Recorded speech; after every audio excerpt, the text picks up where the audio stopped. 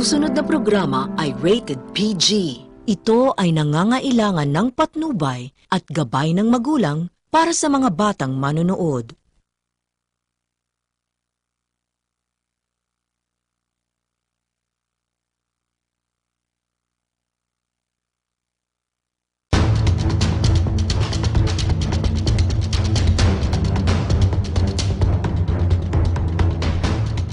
Ang Department of Agrarian Reform o Kagawang Pansakahan ay responsable sa mga programang may kinalaman sa reforma sa lupa.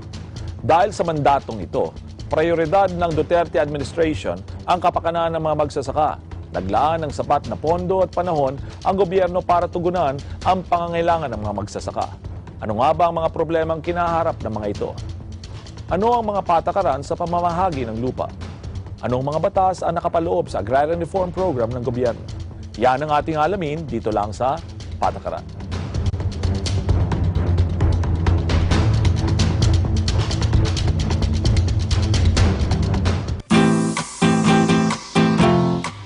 We are the Philippine Marine Corps Dragon Boat Team, and we are 125.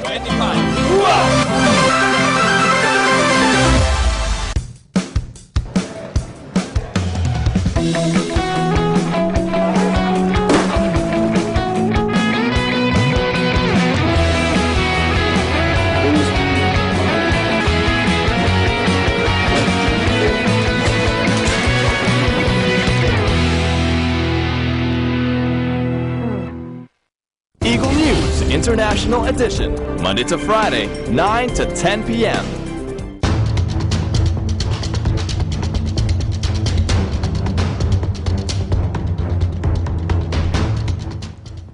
Magandang gabi po sa inyong lahat. Makakasama natin ngayong gabi si Undersecretary Luis Pangulayan ng Department of Agrarian Reform. Ay. Magandang gabi. Magandang gabi, Yusek. Panyero. Ako, Governor. Papasalamat ako. Oo nga. Alam nyo, isa na naman itong Rotarian na mapagmamalaki natin na nasa public service. It's nice to see you again. Nice to see you. And ako natutuwa dahil he visited us. It's an honor. Oo, kasi hindi naman, alam mo mga taong katulad nito, napaka-busy nito eh.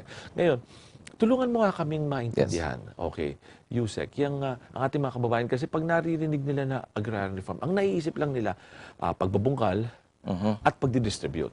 Kahit ako, nung bata ako, ganun ang isip ko. Pagbabungkal at pagdidistribute ng lupa. Kasi marami kang lupa, mamimigay ka na ng lupa. Di ba, ganun? Ano ba yung mandato ng batas? Alright. Pag sinasabi natin agrarian, Department of Agrarian Reform. Well, when you talk about the Agrarian Reform Program, you have to go back to our paramount law sa ating saligang batas.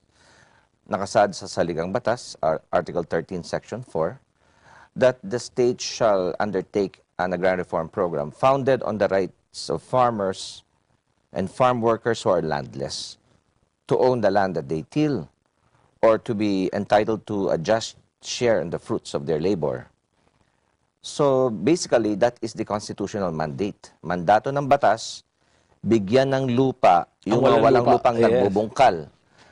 Sa pagbibigay ng lupa sa mga walang lupang nagbubungkal at doon sa mga tinatawag nating farm workers, it must be emphasized that, well, this is anchored on social justice.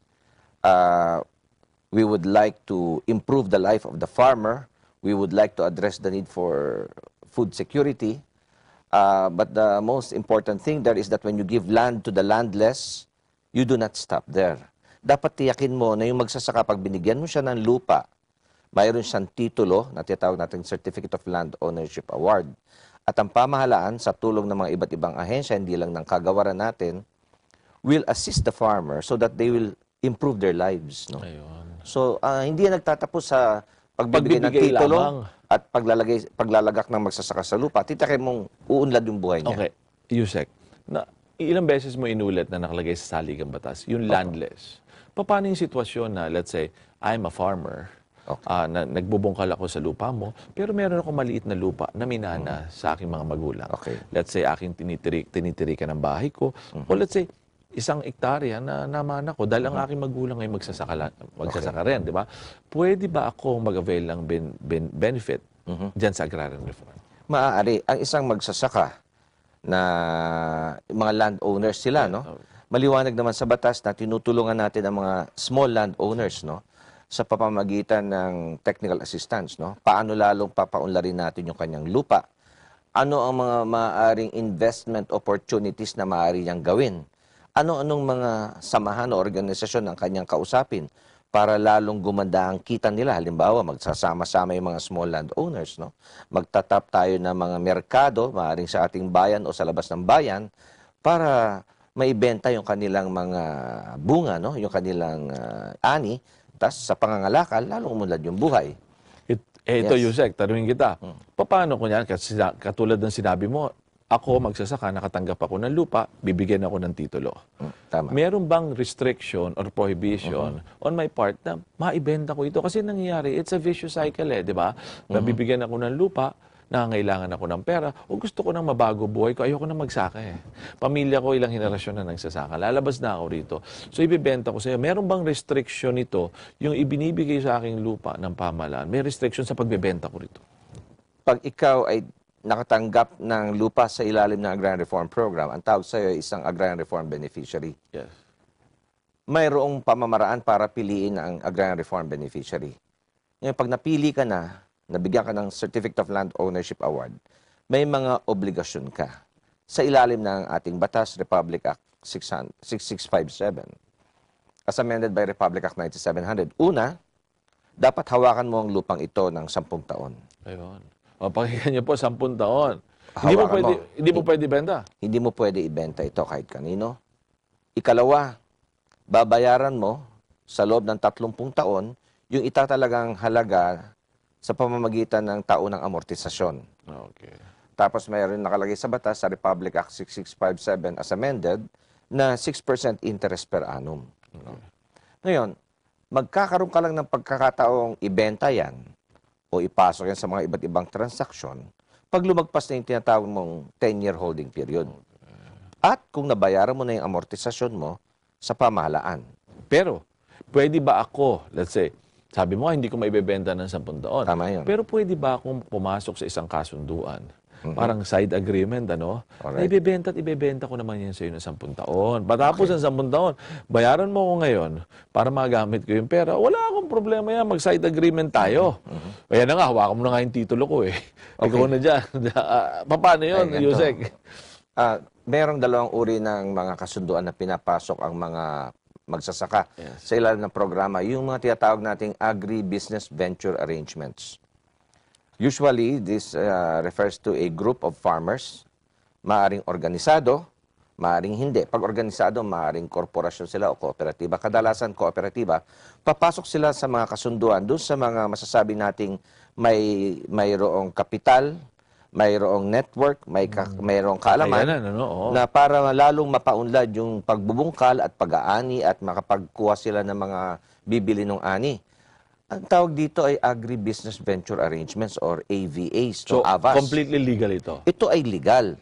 Ngayon, babantayan niya ng kagawaran at babasbasan niya ng tinatawag nating Presidential Agrarian Reform Council.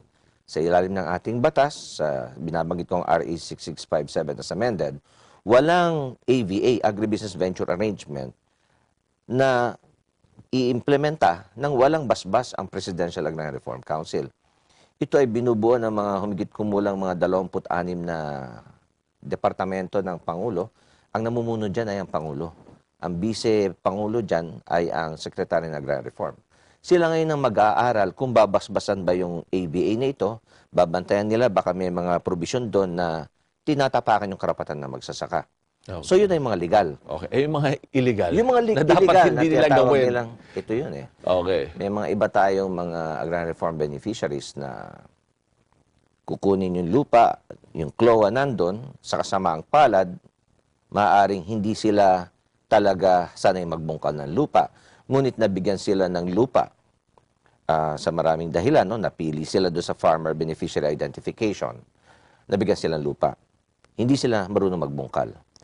Ikalawa, marunong sila magbungkal pero nagkaroon ng problema sa pagbibigay ng technical support and assistance. Ikatlo naman, medyo matanda na sila o may sakit na sila, pero yung mga anak naman nila ayaw ipagpatuloy yung pagbubungkal ng lupa. Sa mga ganung pagkakataon, mayroong mga nagaganap na kung saan ang ginagawa nila, pinapasa nila yung lupa at yung titulo dun sa mga may kakayanan na gawin yon. Maari bang ipasa nila muli doon sa mga nagmamayari? Yun Oo, tawag yun. nila, yan ay labag sa batas. O yan, natandaan niyo. Labag yan sa batas sapagkat pag ikaw ay nagbigay ng lupa mo at ng titulo mo sa isang tao o sa isang grupo, tapos gagamitin nila yon, silang makikinabang, silang kikita, Tapos bibigyan ka lang ng kaunti, no? bibigyan ka lang ng maliit na halaga para renta, yun ay labag sa batas. Kasi hindi natutupad yung sinasabi nating mga objektibo ng programa, hindi natutupad yung nakalagay sa batas at sa saligang batas. Ang nangyayari dito, ang yumayaman, yung grupo o tao na kumuha ng titulo mo at kumuha ng lupa mo. Ang tinatawag nila dyan ay ariendo. Ang ariendo po ay labag sa batas. Mayroon po tayong mga hasyenda ngayon at mayroong mga magsasaka na nalaman namin sa pagsisiyasat na nag-aariendo sila. Ngayon, ang gusto mangyari ng ating kagawaran, Ano hong penalty pag nahuli nyo? technically po, ang ariendo ay batayan para tanggalin sa programa ang magsasaka. Pero doon sa may-ari ng lupa, yung maabuso doon sa mga magsasaka, anong penalty niya? May magsasaka, magsasuffer ako, tanggal na ako sa programa. Pero yung gumagawa nito, yung may kakayanan, ano yung exposure nito mga taong ito? Alright. Meron silang ginagawang krimen. Ang tawag doon ay krimen ng obstruction. The crime of obstruction is unique under our jurisdiction. It is punishable as a crime under Section 73 of Republic Act 6657. Anyone who will try to prevent the proper implementation of a program resulting to violation of the rights of the farmer. Halimbawa, natapakan mo yung karapatan na magsasaka. Naging balakid ka sa implementasyon ng programa ayon sa batas. Ang tawag doon, pinipigilan mo yung programa. Madidemanda ka ron. The crime of obstruction. Pwede kang mademanda yung pumasok At sa may ariendo. kulong yun. May kulong po yun. Okay. Tapos yung crime of obstruction yun, para doon sa tao na pumipigil sa programa. Doon naman babalikan ko yun sa magsasaka. Sabi ng batas, sino mang agrarian reform beneficiary na pumasok sa ariendo, pwede siyang tanggalin sa programa. Ngunit, alam niyo po, social justice ang agrarian reform law. It's a social justice legislation. Kailangan maging bukas po ang puso at ang pananaw ng kagawaran. Balikan po muna anong dahilan bakit naipit ang magsasaka at napunta siya doon sa isang kalagayan na kailangang ipamigay niya yung mga benepisyo ng So programa. you still look at the totality of the circumstances? Yes, we have to be reformative. We have to look at it from a holistic So perspective. hindi dahil lang na pumasok ka sa ganitong kasunduan, ay tanggal ka na Hindi sa po, programa. hindi po yan yung tinasabog na, kumbaga sa revised, sa penal laws natin, yung yung classic approach, Oo. no? Dito, we are reformative. Titingnan natin, baka kailangang akayin yung magsasaka, ipakilala sa kanya yung mga kabutihan ng programa, at ibalik siya sa tamang landas. Bigyan siya ng legal assistance para tanggalin yung kontrata. Maganda itong ginagawa pala ninyo. Ngayon, Yun po ang tanongin ko ginagawa sa inyo to, Yusek. Ito, I think, bata pa ako, naririnig ko na ito. Sabi nila, sino ba talaga ang tenant? Ayan, di ba? Ang mga Sino ba tenants. talaga yung may entitlement dyan? Yung ba dyan, yung ba dapat naninirahan doon sa lupa at nagbubungkal ng lupa na nagmamayari ng lupa? Isang katanungan. Pangalawang katanungan, yung bang mga pinalilinis ko lamang? Kasi nga, dahil nga sa takot ng agrarya, Okay. na magkaroon ng sakop ng agrarian reform, ang ginagawa ng ilang magmamayari, huwag ka natitira doon sa loob. Ayaw kitang tumira doon. Ang gagawin ko, sige, maglinis ka dyan, kung nyo ganyan, magtanggal ka na ng Huwag ganito, bunga. Paano mo yan? Ang pag-identify, pagpapakilala, pagtutukoy na agrarian reform beneficiary, farmer beneficiary, nakasaad sa batas. No? Yung mga tenants na nandoon, kaya nakatira siya o hindi ang mahalaga yung paninirahan. Ang mahalaga doon ay yung pagsasagawa ng serbisyo doon sa lupa na may sasabing may kinalaman sa agricultural activity. Agricultural activity, the A to Z of agricultural activity will involve Pagtatanim. yung pagtatanim, cultivation, paglalagay ng binhi, pagpapalaki ng binhi, Pagkuha ng bunga. pag-irigasyon, pagkuha ng bunga, pagkuha ng pangalakal, etc. No? So, From A to Z. So, itong proseso na to, basta nag-participate ka doon, Matatawag kang isang kwalipikadong benepisyaryo. No? Ngayon, ngunit sa kasalukuyan, balikan muna natin tungkol sa identification. No? So, kung ikaw ay may ginagawa ng mga agricultural activity services dun sa may-ari ng lupa, maaari kang maging miyembro ng programa. Ikalawa, kung ikaw naman ay hindi tagaron at wala namang mga tenants doon, pwede ka rin pumasok sa programa kung mayroong naninirahan ka sa karatig lugar at mayroong kang kapasidad na bungkalin ng lupa at gawin itong produktibo. Ngayon, meron tayong problema sa kasalukuyan. Kasi ang Republic Act 6657, the Comprehensive Agrarian Reform Program, merong amendment itong Republic Act 9700. At nagtalaga sila dito ng tinatawag na deadline sa pag-issue at pag-serve ng notice of coverage. Yung lupa mo, Within that period ba dapat ibigay notice of coverage? dapat nabigay ang dapat nabigay ang tinatawag na notice of coverage sa may-ari ng lupa para yung lupa niya mapasok sa programa bago matapos ang 2014, no? Okay.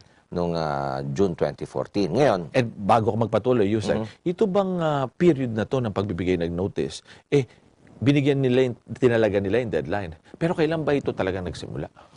ganito, ang programa natin simula nung under Presidential Decree 1972, Presidential Decree 72, no? Nung dineclare ang buong bayan natin under Agrarian Reform Law, under Agrarian Reform Program ni Pangulong Marcos. Ang pinasok lang sa programa noong 1972 ay yung tinatawag na mga palayan at maisan. How about yung mga new gun? Bago mo sagutin yan, magbabalik, Yusek, ang Sige, alright. patakaran. Okay.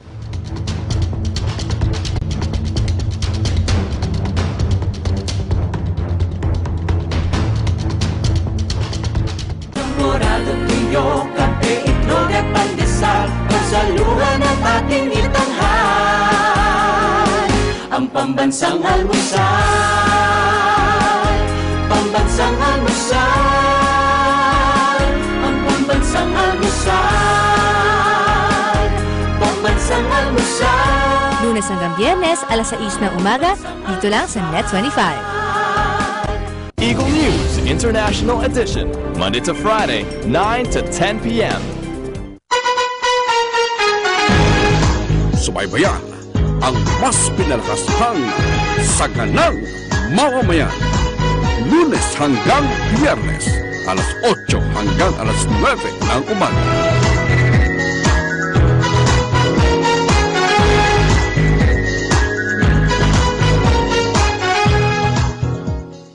Agila Balita, Lunes hanggang Biyernes, alas 7:30 hanggang alas 8 ng umaga.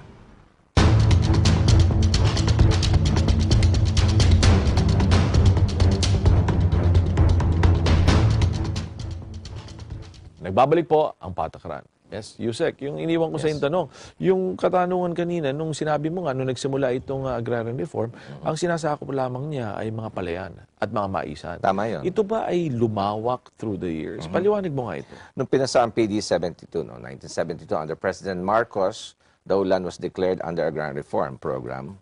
Yun nga, maisan at palayan. Ngunit noong June 15, 1988, pinasa naman sa ilalim ni Pangulong Corazon Aquino, yung tinatawag na Republic Act 6657.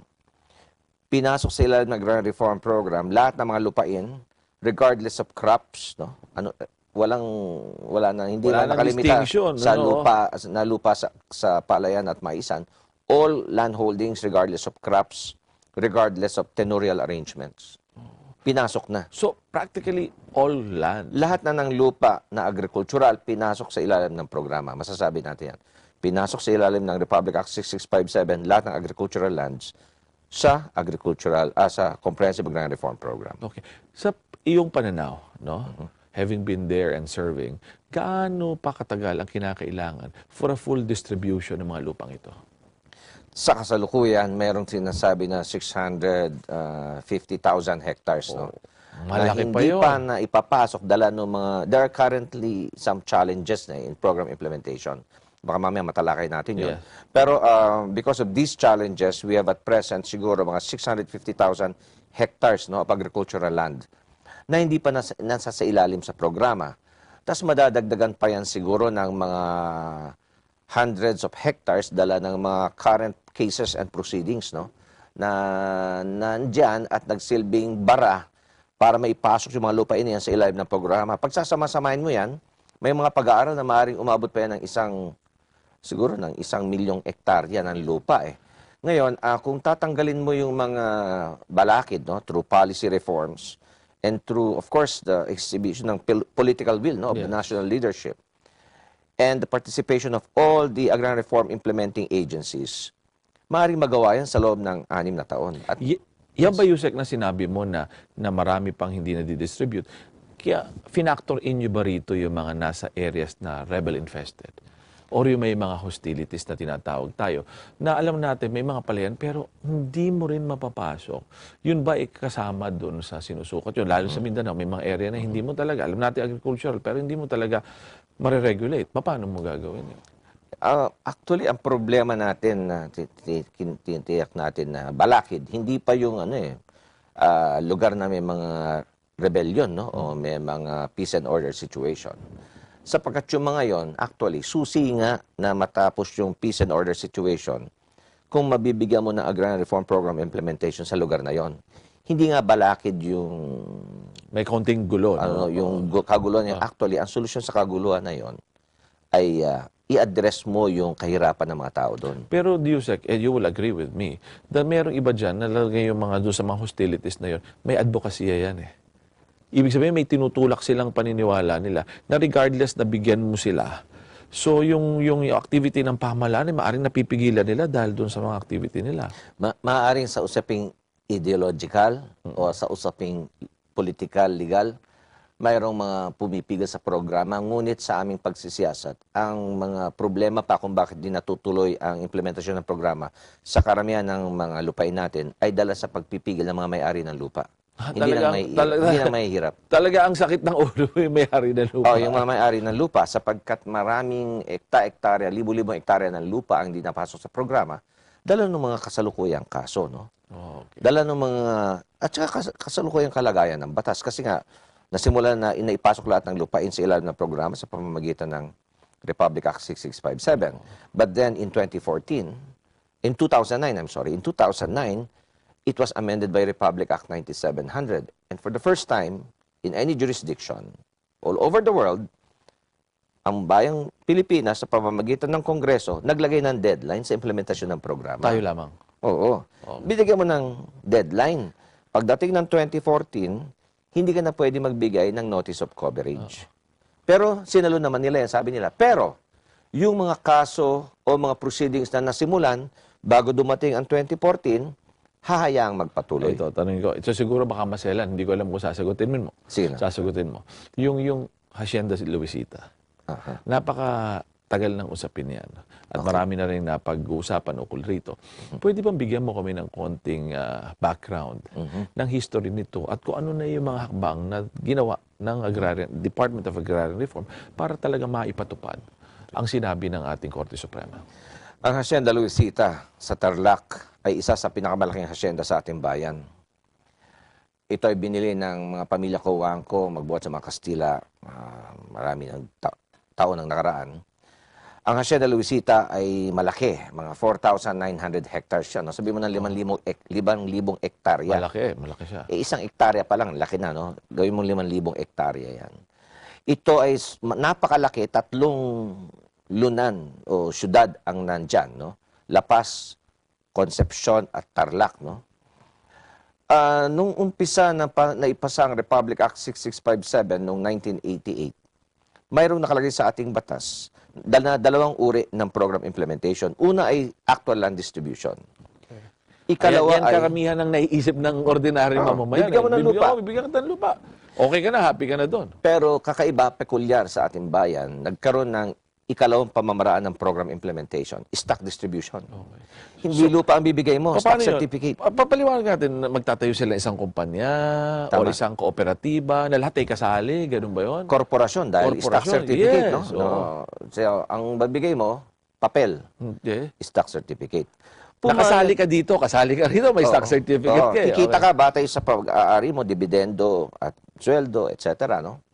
Ngayon, noong 1988, sa ilalim ng Republic Act 6657, binasbasan ng Presidential Agrarian Reform Council yung stock distribution plan ng Hacienda Luisita. Binasbasan ng Presidential Agrarian Reform Council, andun yung 23 agencies of government presided by the President, inaprubahan, presided by President Corazon Aquino, and the stock distribution plan was approved for Hacienda Luisita in 1989. Only? There are several... May iba pa mga ibang hacienda. May mga ibang haciendang sumunod, kinopya ang Hacienda Luisita. At binasbasan din ito ng Presidential Agrarian Reform Council. Ngayon, noong 2012, naglabas ng desisyon ang Korte Suprema sa kaso ng Hacienda Luisita Incorporated versus Presidential Agrarian Reform Council, GR number 7101. Pati yung ba yun? numero na yan, kabisado mo. No? Talagang 71101. pinag-aralan mo. 2012, nagdesisyon ng Korte Suprema. Sabi ng Korte Suprema sa kaso ng HLI versus Park, yung stock distribution plan, kanselahin. Okay. At lumipat sa land distribution. So, yung sinabi nila, babalik na tayo dun sa traditional na distribution. Tanggalin na natin yung stock distribution. Tama. Sinabi sa desisyon ng Supreme Yun Court. ang unang pinakamalagang desisyon ng HLI versus Park ng 2012. Sinabi, nalify na yan, kanselahin at inalify yung tinatawag na Park Resolution noong 1989, approving the stock distribution plan of Hacienda Luisita and shift to land distribution. Ngayon, sa pamamagitan ng land distribution, sinabi that the original farmer beneficiaries under the stock distribution plan, mga numbering about 6,296 farmer beneficiaries, will be given lands. Yung lupang yon ng Hacienda Luisita, umaabot na ng 4,900 hectares. Isa-subject yan sa compulsory coverage except two groups of land holdings in the Hacienda. Una, 500 hectares of converted land holdings ng Hacienda Luisita. Ibig sabihin, hindi na siya agricultural. Na-convert na siya. Okay, ano pa? Ikalawa, 80.5 hectares of land holdings na kinain ng SCTEX. Yung ating expressway. Yung kalsada natin, malaking highway natin. So, binayaran naman yun ng BCDA. Ngayon, yung 80 hectares, hindi na siya agricultural kasi dumaan na SCTEX.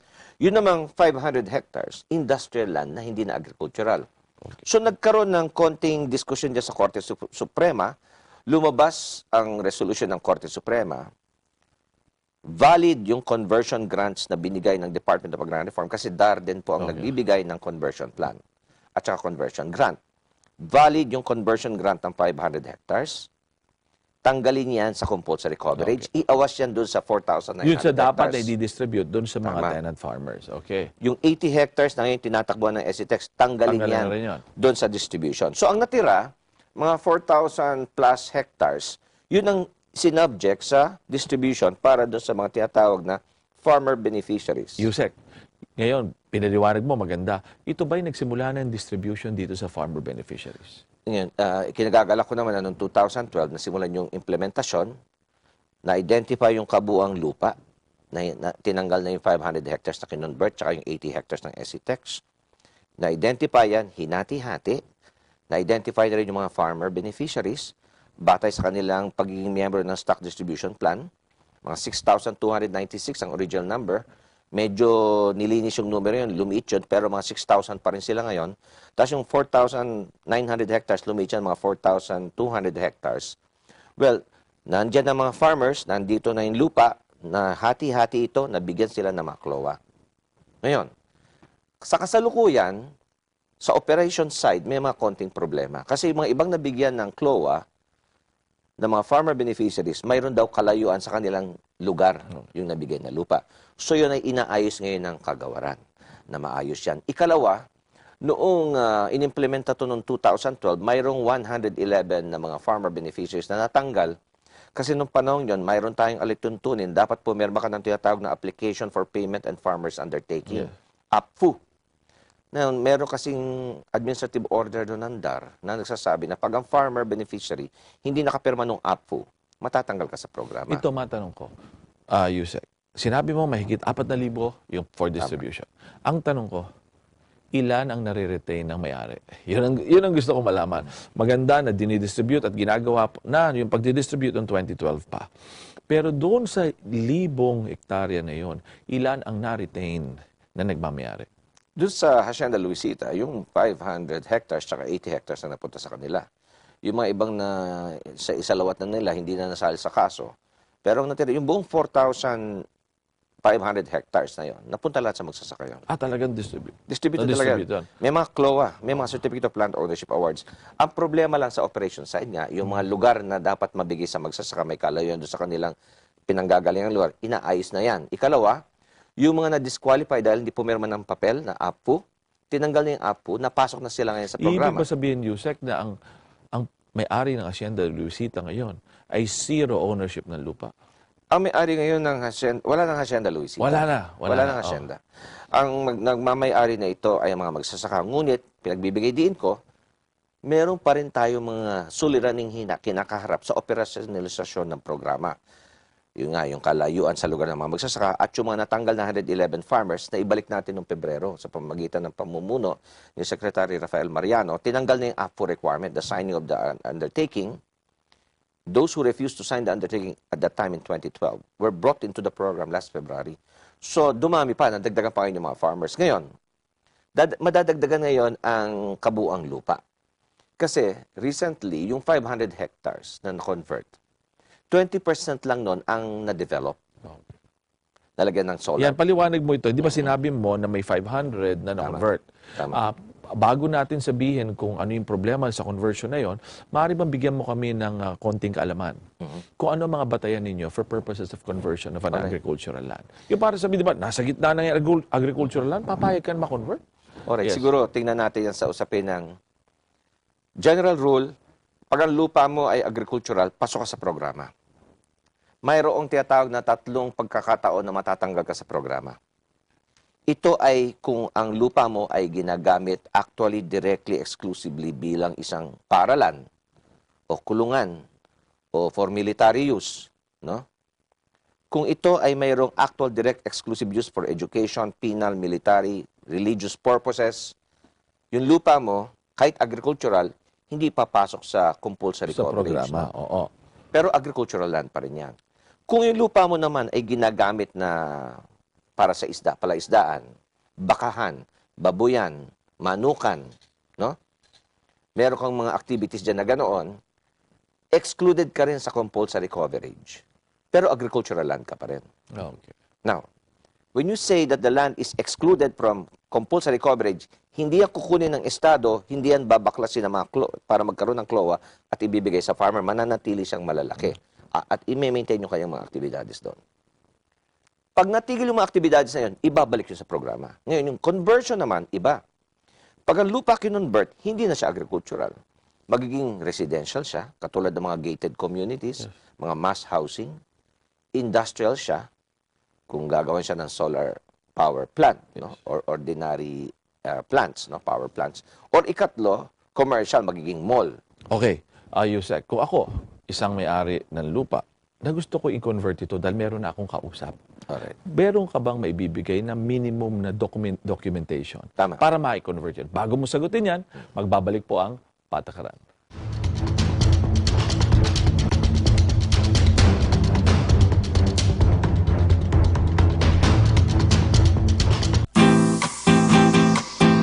I'm Ara Bayan from the UP Dragon Boat team, and I'm 1 with 25.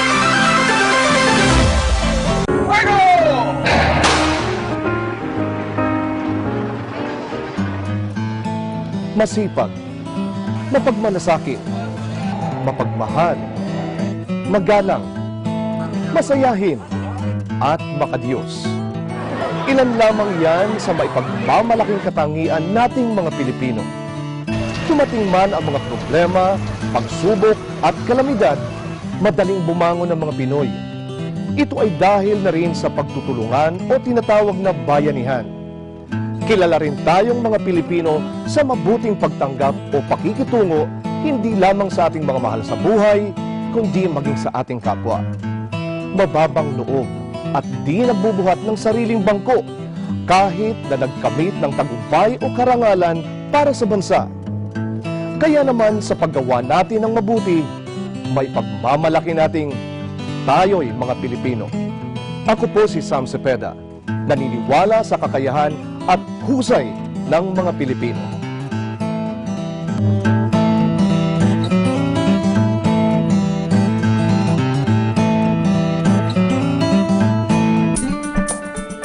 Every category of food, you can get it sustainably, you can get it responsibly, and you can eat well while making others also live well.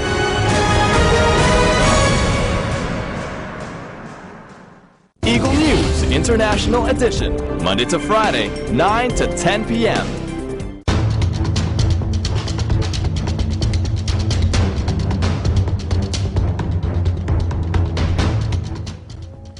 Nagbabalik po ang patakaran. Yusek, yung iniwan kong katanungan kanina, no? Kunyari ako ay isang may-ari ng lupa at gusto kong i-convert yung aking agricultural land na for commercial, industrial purposes. Yes. Ano ba yung mga dokumento na kinakailangan ko? Hindi dahil sa gusto ko i-violate yung batasan, pero dahil sa nakikita ko na mas magiging makabuluhan yung lupa kung gagamitin siya for commercial or industrial purposes. Yes. Kung yung lupa mo agricultural land at ikaw ay farmer beneficiary, dapat tapos na yung 10-year holding period, no? Tapos, o kaya 5 years mo nang hawak yung lupa. Ikalawa, nabayaran mo na yung amortisasyon mo sa gobyerno, sa land bank. Ikatlo, yung sitwasyon doon sa lugar mo, hindi na viable yung agricultural activity. Ibig sabihin, mas kikita yung lupa mo kung hindi na agricultural activity yung gagawin mo sa lupa mo. So, ibig sabihin, kahit hindi ako magsasaka, ako'y may-ari ng lupa, pero obviously, hindi viable ang isang agricultural activity. Pwede ako magpa-convert. Pwede ka magpa-convert. Kung halimbawa, ikaw ay landowner, tapos kung agricultural land dyan, kahit na hindi ka farmer beneficiary, kundi retention mo yan as a landowner, if yung area doon hindi na nga economically viable na gawin yan ang agricultural activity, isa yun sa mga batayan. Ika-apat na batayan, yung kapaligiran mo, meron ng massive, rapid urbanization. No? So, meron ng modernization na nagaganap doon sa kabuuang lugar mo. Tapos noon, walang irrigation or irrigable ang lupa. Hindi irrigable ang lupa at walang irrigation facilities. Kung ang lahat ng mga ito ay nandyan sa lupang yan, pwedeng kang mag-apply ng conversion para magamit yan for residential, commercial, or industrial use. So, pwede itong gawing isang subdivision?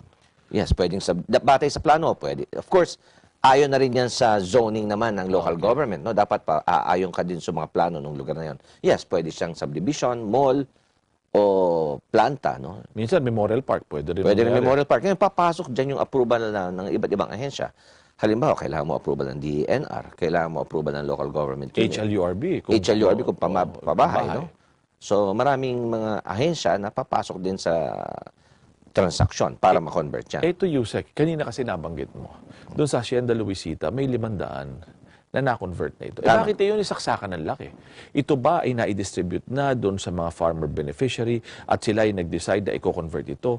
O noong pang-araw na hindi pa ito dinidistribute, dinesisyonan ng may-ari na ito i-convert at maibenta po ito. Paano po ito nangyari? Yung 500 hectares sa Hacienda Luisita, ang nag-apply ng conversion yun, yung dating may-ari, ang pamilya Cojuangco. Nung nag-apply sila, inaprubahan noong 1996 no, ng dating secretary ng DAR, na gawin niyang industrial use. At inaprubahan ng DAR dahil tumupad naman ang mga may-ari ng lupa na doon sa mga binanggit kong mga requirements. Ngayon, nung inaprubahan yun noong 1996, nakalagay sa conversion grant. Dapat, kumpletuhin mo yung conversion plan sa loob ng 5 taon. So, meron pala itong mga alituntunan or conditions na dapat mo sundin. Tama. Kahit na sinabi ng DAR na, okay ka mag-convert. Kailangan final sundin yan. mo yun. Oo. So, sa 5 taon, ano dapat mong gawin? 5 years from the grant, dapat na, kasi isusumiti mo sa DAR yung conversion plan. Andiyan yung architectural plan, andiyan yung development plan, yung road development plan, yung financial planning, etc. Titingnan ngayon ng DAR yung programa mo, yung conversion plan mo. Dapat, halimbawa, binigay sa'yo noong 1996, dapat, after 5 years, by 2001, tapos na yung programa.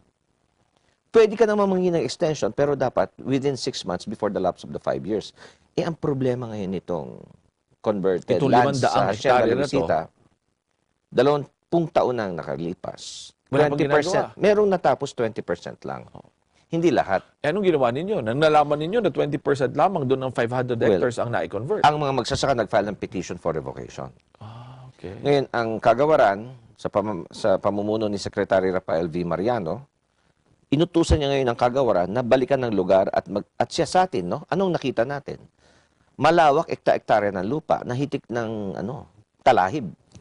So, ibig sabihin, wala pa talagang ginagawa. Zero activity. Okay. Ngayon, ayon sa batas, nakalagay sa Section 65 as amended, RA 9700, Section 22 of RA 9700, Section 65 of RA 6657, ang lupang kinonvert, pag hindi na kumpleto yung conversion plan, ibabalik sa programa. Okay. So, it goes back to the program. Yes, it goes back to the So, program. pwede yan. Kaya ang nag-apply, yung mga farmer beneficiary, pag yan ay bumalik, entitled din kami, mag-distribute kayo sa amin. Tama. Ngayon, i-implementa mo na ang programa. Ngayon, nung lumabas yung revocation ng conversion after 20 years, isa sa mga naapektuhan dito ay yung isa sa mga may-ari ng lupa, ang isang bangko. Ang ginawa ng bangkong ito, inakit niya ngayon sa Korte Suprema. At ngayon ay meron kaming nagaganap na kaso sa Korte Suprema. At ang issue dito, ang paggawa ba ng katungkulan ng kalihim ng kagawaran na nakalagay naman sa Section 65 as amended ng RA 6657, ito ba ay bumabangga doon sa 2012 decision ng Korte Suprema nung sinabi niya na final na yung conversion in so far as compulsory coverage is So, anong concerned? posisyon ng DAR? Ito po ang posisyon ng DAR. Hindi tinanggal ng 2012 decision ng Korte Suprema ang kapangyarihan ng kalihim sapagkat ang kalihim ay may tinatawag na quasi-judicial and quasi-legislative powers para implementa ang tinatawag na Section 65 ng RA 6657. Sa madaling salita po, kung hindi mo na convert sa 5 taon, ano pong dapat ninyong gawin? Ibabalik yan sa programa. Babawiin ninyo. Kukunin niya ng kagawaran dahil nakasalagay sa batas at gagamitin sa program implementation. Hindi binigyan na, hindi tinanggal, hindi in-exempt ang mga may-ari ng lupa sa 500 converted hectares of agricultural land. Hindi sila exempted sa batas. Okay. Hindi sila untouchables. No? That's very good to know. Ngayon, dalhin ko kayo naman dito, Yusek. Siyempre, napag-usapan na natin dito sa bandang Luzon. Ano yung mga kinaharap ninyong issue sa iba pang parte ng Pilipinas pagdating sa agrarian? Well, maliban sa Hacienda Luisita, meron tayo ngayong mga challenges na nagaganap sa Mindanao, sa Visayas. Ang Presidential Agrarian Reform Council, sa ilalim ng Pangulong Duterte, 10 taong tulog ang park na ito. Yeah, I want to hear this. I want to hear this. Pag sinabi mong 10 taon tulog ito, ibig sabihin, hindi kinonvene ito. It was never convened, sabi nga ni Sa Secretary Mariano. panahon ng nakaraang administrasyon, hindi ito kinonvene. For the past 10 years, from So even 2006. Panahon ni dating Pangulong Gloria Macapagal-Arroyo, hindi ito kinonvene. Ang huling nag-convene nito ay ang Pangulong Gloria Macapagal-Arroyo noong taong 2006. Magmula noon, nung natapos ang termino ni Pangulong GMA, pumasok si Pangulong Pinoy Aquino, hindi na-convene ang Presidential Agrarian Reform Council. Sa ilalim ni Pangulong Duterte, pagkaupo pa lamang niya at batay sa pagtutulak na rin ng ating kalihim Mariano, kinonvene ang park noong September. Sa kasalukuyan, nakakatatlong session na po ang park. Okay. At doon po, nagkansela po ng 3 mga agribusiness venture arrangements, 3 hacienda po. Okay. Pero maaari bang, are you at liberty to share this with us? Yung Well, mga it's a kinansela matter of nila? record naman. Merong kinansa sa Negros na Woodridge Farms, may kinansa na SBJ Farms sa Bacolod, at may kinansa na Marsman Estate Plantation na Sangingan sa Davao. Bakit naman kinansela ito? Ito ba ay dahil nakita lamang nila na may bina-violate na batas ito? At bakit kinansela ito? May natagpuan po doon ng mga practices na tinatapakan po yung mga karapatan ng mga magsasaka. Meron po mga probisyon na nakalagay doon sa mga kasunduan na nagba-violate po sa ating mga batas. Halimbawa po nakalagay doon, meron doon sa mga kasulatan nila na hahawakan ng kumpanya lahat ng mga titulo na magsasaka. So during that time that they are in operation, hawak ko lahat ng titulo? Mali po yun. Hindi, Hindi nyo pwede gawin yun, ano? Hindi nila pwedeng hawakan ng titulo at hindi rin nila pwedeng tanggalan ng karapatan na magsasaka na manatili sa lupa. Ano man ang agribusiness venture arrangement mo na dapat, respetuhin mo yung karapatan na magsasaka bilang may-ari. Yung mga titulo, naka-escrow sa bangko. So, mali po yan. Violation po yan ng batas. Tapos, yung mga magsasaka, nananatili ba silang nakatira doon sa lupa o Hindi. umalis sila? Hindi. Hindi. Pinaalis sila doon, nilagay sa ibang lugar, tapos tinato sila mga empleyado. Ang ginagamit ngayon, employment manual. Ngayon, ginawa mo na ng empleyado yung mga magsasaka, tapos binibigyan mo sila ng maliit na kita para doon sa renta. Hindi po yan ang program implementation ng agrarian reform. Dapat po yung magsasaka, nagbubungkal, dapat po yung magsasaka involved sa agricultural activity. Tapos, tinuturuan mo siya maging successful trader, successful economic agent of our society. Ngayon, hindi po nangyari yun. So, yung mga programa pong ito ngayon ay pinigil na po ng Presidential Agrarian Reform Council at kasalukuyan pong ini-implement po yung mga resolution ng park. Ilang beses mo, Yusek, binanggit yan, park, no? Presidential Agrarian Reform Council. Ano ba yung kahalagahan nito? No? Kasi sasabihin natin, andyan naman kayo, nandiyan yung DAR. Ano ba yung halaga nito? Ito ba ay on the same level ng DAR o mas mataas? Mas mataas po ito. Alam nyo, to implement agrarian reform, an agrarian reform program in any country, you need the entire apparatus of the state. You need all the agencies of government. You need the cooperation not only of the executive branch, but the judicial and the legislative branch. Now, limited to the executive branch, you have a Presidential Agrarian Reform Council comprising of the Department of Agrarian Reform, DA, DPWH, DILG, Commission on Human Rights, Land Bank, National Irrigation Administration, Department of Social Welfare, Department of Finance, no? NEDA, DANR, at marami pa, plus 6 representatives ng landowner sector. And another 6 representatives naman from the agrarian reform beneficiaries. Sa madaling salita, ang sinasabi mo sa amin, Yusek, hindi lamang ang DAR ang kinakailangan. Hindi po ang DAR. Ang buong pribado at publiko sektor. So, doon po, 42 members po yan. Sila po nagpo-formulate ng mga rules and regulations and policies on program implementation. Sila rin nagbabasbas ng mga AVA. Sila rin nagre-revoke ng mga AVA. At 10 taong, hindi ito na 10 taong tulog. So, napaka-problema nga po. Actually po, kung babalikan niyo yung Republic Act 9700, which provided a deadline, no, for the issuance of the notice of coverage. The law was passed in 2009. The deadline was in effect in 2014, or 5 years later. Nakalagay sa batas na yan sa RA 9700 that the Presidential Agrarian Reform Council shall prepare the blueprint to see to it that all lands to be covered will be done before 2014. There was supposed to be a blueprint from 2009 to 2014 to be drafted by PARC. How can PARC draft it? It was in hiatus during that period. So walang meetings at walang pag-uusap. Naka-park. Naka-park. Talagang park. Ano? Naka-park. Ito matanong kita, maiba ko ng konti. Meron bang instances na ang Department of Agrarian Reform ay namimili ng lupa at itong mga lupang ito ay pinamimigay sa mga magsasaka? May mga instances pa na gano'n? Yung mga, kasi po nung sa ilam ng implementasyon ng programa, una pong ginalaw sa ilam ng programa, yung mga tinatawag na government-owned lands, no? Binibigay yung mga public lands. No? Yun po ay hindi na natin binibili. Opo.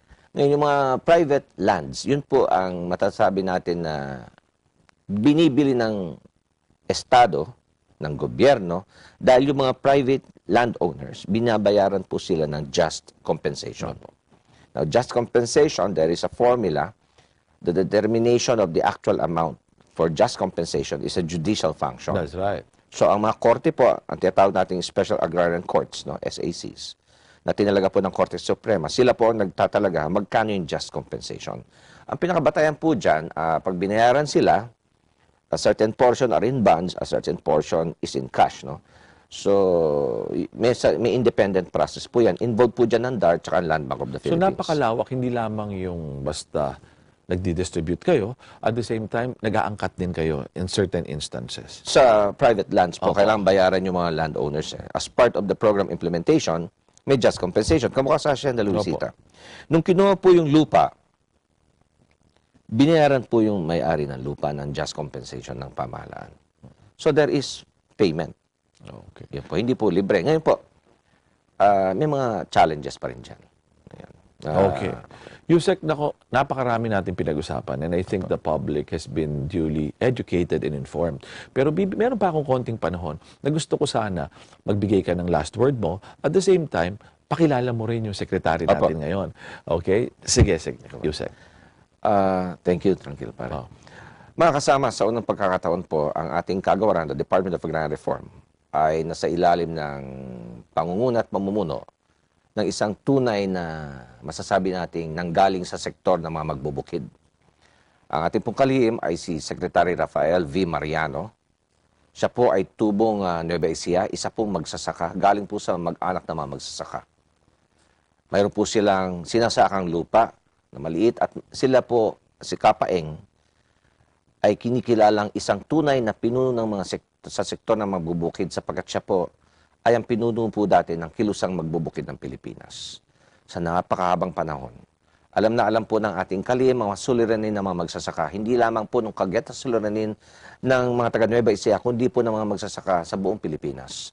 dahil siya nga po ang namuno ng kilusang magbubukid ng Pilipinas. Ikalawa po, namuno din po siya sa bagong Alyansa Makabayan, na isa naman pong progresibong samahan na in-address din po yung mga problema ng magsasaka.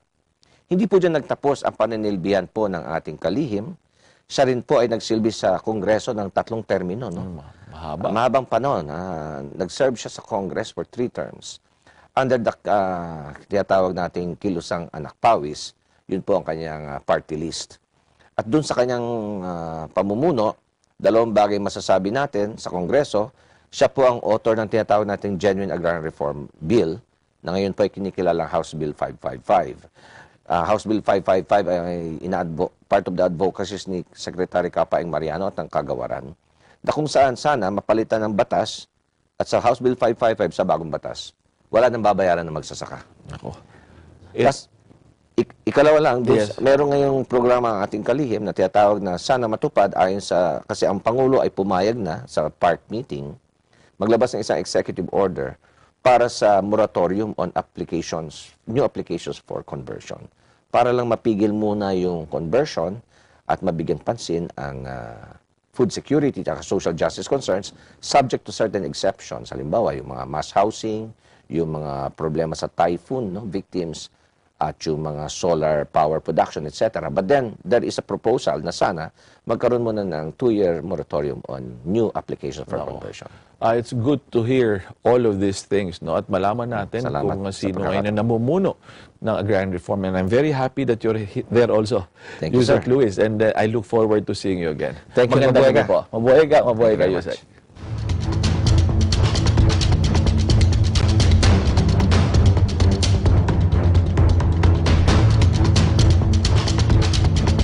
Sama-sama natin sa lubungin ng isang masayang umaga po. Mula Lunes hanggang Biyernes, alas 5 hanggang alas 6 ng umaga. And We are one with 25.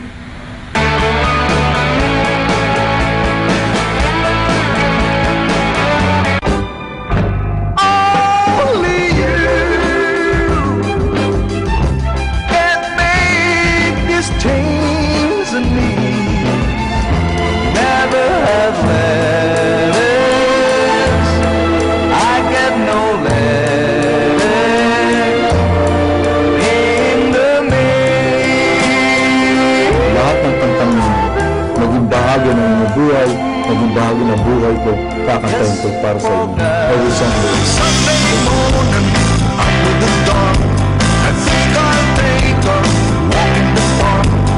Hey, hey, hey, it's a beautiful day.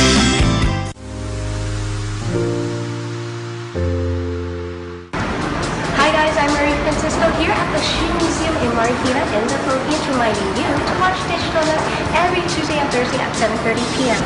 And I am one for 25.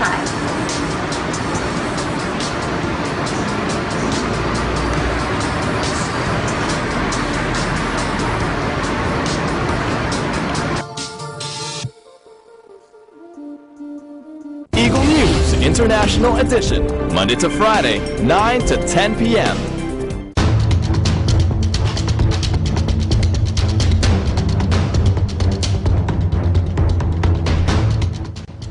Narito po ang mga katanungang aking sasagutin. Ang una, maaari ko po bang ireklamo yung kapitbahay namin dahil sinakop nila yung daanan namin palabas sa bahay? Makipot po kasi yung daanan namin at yung terrace nila ay malaki ang sakop. Bago ko sagutin ito, kailangan nating malaman kung sino ba ang nagmamayari ng daanan. Kung ito'y public na kalsada, hindi ito basta pwedeng harangan. Kung ito'y pribado, ang katanungan, sino ang nagmamayari dito? At dahil dito, siyang may karapatan doon sa daanang iyon. Ngayon, kung sabihin natin na natakpan na tuluyan ang daanan, aba, you're entitled to a right of way. Yan po ang sinasabi ng batas. Kung yung daanan, ikay walang daanan ng pwede para makalabas doon sa iyong pamamahay, ay pwede kang humingi ng easiest access doon sa pinakamalapit na kalsada. Pangalawang katanungan, may lupa po ako sa probinsya pero napabayaan ko po ito ng 2 taon. Nung bisitahin ko po ang aking lupain, ay may nagtayo po ng bahay at ayaw nang umalis. Pinaglalaban po nila na wala naman daw nangangalaga dito. Paano po kaya iyon? Hindi dahil sa ikaw ay wala doon sa lugar na pinagmamayarian mo ng lupa, hindi nangangahulugan na hindi na ikaw ang may-ari nito. Hindi rin nangangahulugan na ito'y gini-give up mo na ang iyong interes sa iyong lupa. Yung kanyang pagpasok sa iyong lupa at pagtirik ng bahay ay bawal sa batas. Ang tawag po diyan ay forcible entry. Ikaw ay may remedyo sa batas. Anong pwede mong gawin? Siguro pinakamaganda, kausapin mo muna. Kung sa maayos na paraan, pwede kayong mag-compromise at sabihin mo, umalis ka na rito. Hindi naman ikaw nagmamay-ari ng lupa. Pero kahit na sa iyong paliwanag ay wala siyang, hindi kanya intindihin, pinakamaganda ay sulatan mo siya. At pag hindi pa rin siya nakinig doon sa iyong ginawa, ay maaring kailangan mo na siyang dalhin sa husgado at mag-file ka ng kaso ng ejectment.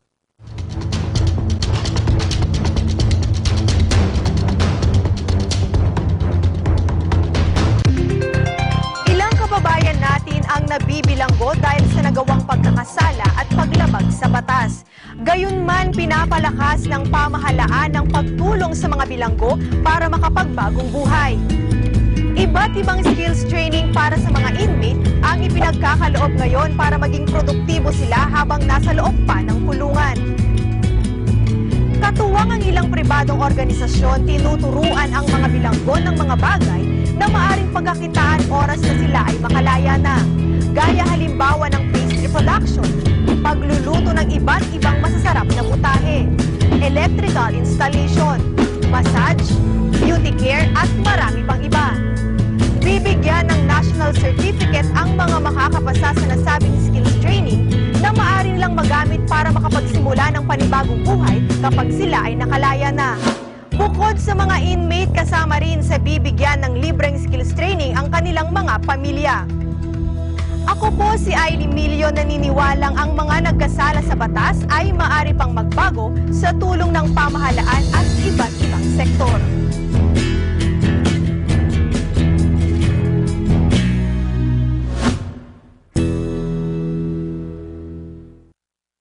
Agila Balita, Lunes hanggang Biyernes, alas 7:30 hanggang alas 8 ng umaga.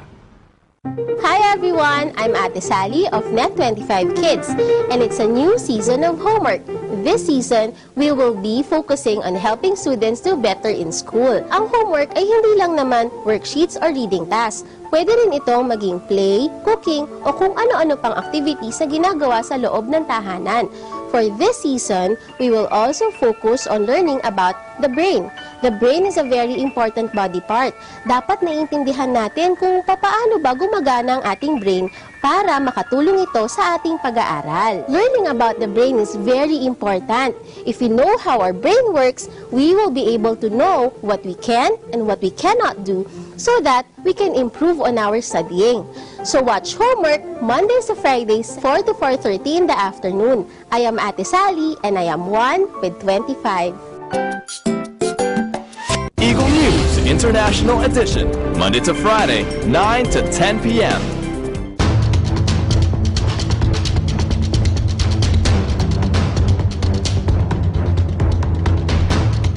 Sa mga nais magtanong tungkol sa mga suliraning legal na wala pa sa hukuman, maaari kayo mag-email sa patakaran.ebc@gmail.com o maglagawan sa aming Facebook at Twitter accounts. Maaari din kaming mapanood via live stream sa www.eaglenews.ph. Nagbabadya ang kakulangan sa supply ng pagkain sa sandaling mapabayaan ang mga kapakanan ng ating magsasaka. Kaya huwag ipagdamot sa mga magsasaka ang mga ibinibigay ng batas. Hanggang sa susunod na linggo, ako po si Attorney Tranquil Salvador III. Basta't laging tandaan, sa bawat karapatan ay may patakaran.